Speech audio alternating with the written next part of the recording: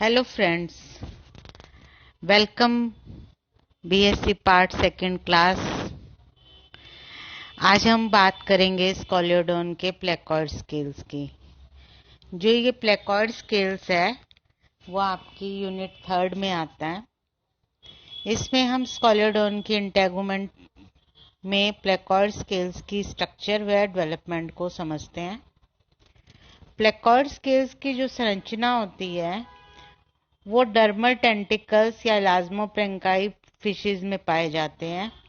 यदि इनका हम डेवलपमेंट देखें तो ये कॉस्माइड स्केल से निर्मित होते हैं, वहीं से विकसित हुए हैं।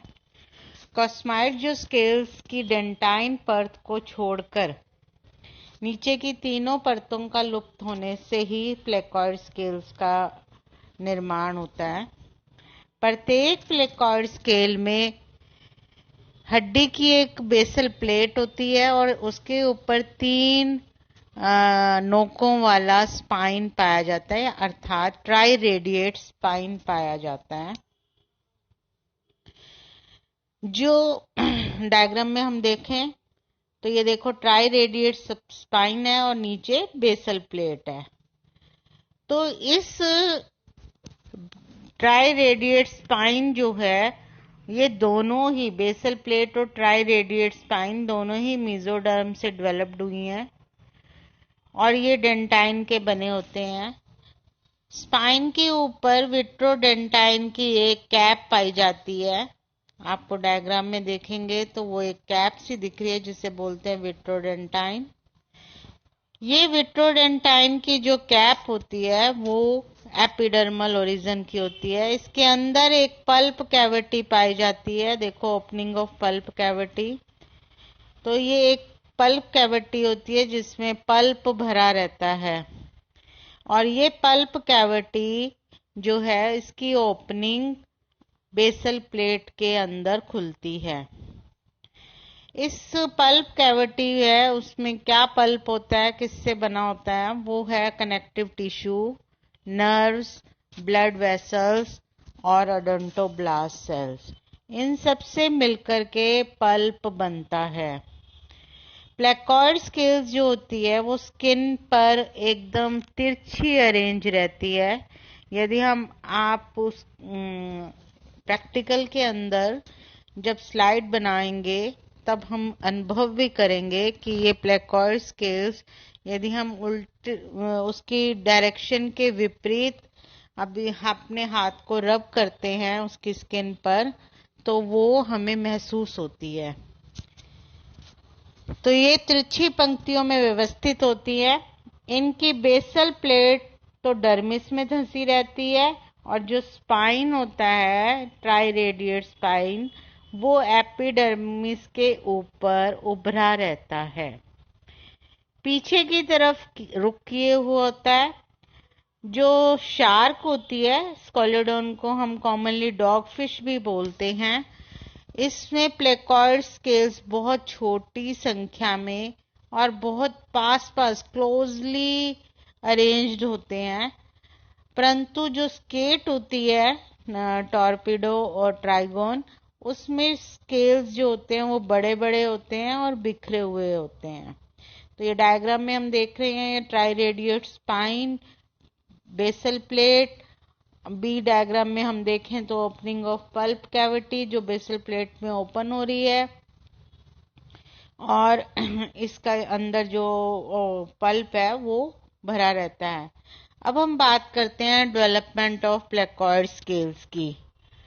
डर्मिस की जो कुछ विशिष्ट स्पेशलाइज्ड मेसोडर्मल सेल्स जो है एक समूह में एकत्रित होकर डर्मल पैपिला का निर्माण करती हैं। मेसोडर्म से उत्पन्न होती हैं और डर्मिस में ये एक जगह एकत्रित हो जाती हैं और डर्मल पैपिला का निर्माण करती है। ये डर्मल पैपिला आकार में, देखो ये एपिडर्मिस है, ये एक साथ एकत्रित हो गई है, ये डर्मल पैपिला है। ये डायग्राम में हमें क्लियर हो रहा है स्किन के अंदर क्या डेवलपमेंट हो रही है स्केल की। और ये जो डर्मल पैपिला है वो क्या करता है, धीरे धीरे आकार में वृद्धि करता है बढ़ती हुई पैपिला एपिडर्मिस को धकेल देती है। जिस तरह एपिडर्मिस में जैसे आपके अंदर एक कोई फोड़ा होता है आपकी स्किन पे तो वो बाहर की तरफ उभरता है, इसी तरह ये भी एपिडर्मिस बाहर की ओर धकेली जाती है तथा बेसल प्लेट, आधारीय प्लेट जिसे बोलते हैं हिंदी में, और स्पाइन में विभेदित हो जाती है। पैपिला की ओडोंटोब्लास्ट सेल्स बेसल प्लेट और स्पाइन के चारों तरफ डेंटाइन का सिक्रीशन करती है। ये हम देख रहे हैं कि ये डेंटाइन बनता जा रहा है, विभेदित होती जा रही हैं और बेसल प्लेट और स्पाइंस बनाती हैं। एपिडर्मिस की जो मेलपीजियाई लेयर होती है वो डर्मल पैपिला के ऊपर होती है। इसे इनेमल ऑर्गन भी कहते हैं। इनेमल ऑर्गन जो है स्ट्रेटम मेलपीजियाई जो है वो डर्मिस की चारों तरफ डर्मिस को घेरती हुई एपिडर्मिस उसके ऊपर कवरिंग बना लेती है और इसको एमिलोब्लास्ट भी बोलते हैं या इनेमल ऑर्गन भी कहते हैं। ये विट्रोडेंटाइन का सिक्रीशन करती है जो शूल और कंटिका के पर बाह्य कठोर आवरण बनाता है। तो आपको ये दिखेगा डेंटाइन और इसके ऊपर एपिडर्मिस का विट्रोडेंटाइन। तो जो स्पाइन बनता है वो तो बनता है डर्मिस भाग से और जो है इसका एमिलोब्लास्ट जो बनता है वो विट्रोडेंटाइन वो बनता है एपिडर्मिस से, स्ट्रेटम मेलपीजियाई से। तो अब हम इसको रिवाइज करें तो ये देखो अभी हम शॉर्ट में इस डायग्राम के अंदर देखते हैं। ये एपिडर्मिस है और ये डर्मिस है। फर्स्ट में हम देखते हैं फर्स्ट डायग्राम में धीरे धीरे ये पल्प जो है डर्मल पैपिला एकत्रित होती है मेसोडर्मल सेल्स, फिर वो धीरे धीरे उस पर बहुत एक्स्ट्रा ब्लड की सप्लाई रहती है और फिर धीरे धीरे वो बाहर की तरफ एपिडर्मिस को धकेलती है।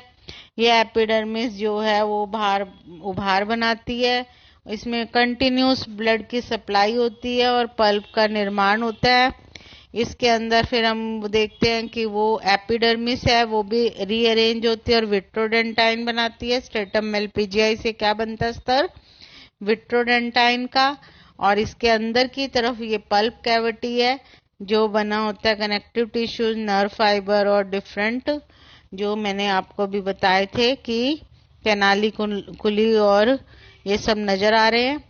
और इसके बेस में ये जो है बेसल प्लेट है, धीरे धीरे जो है ये पूरा प्लेकॉइड स्केल जो है वो एपिडर्मिस से बाहर तिरछे और मुड़े हुए आकृति में रहता है।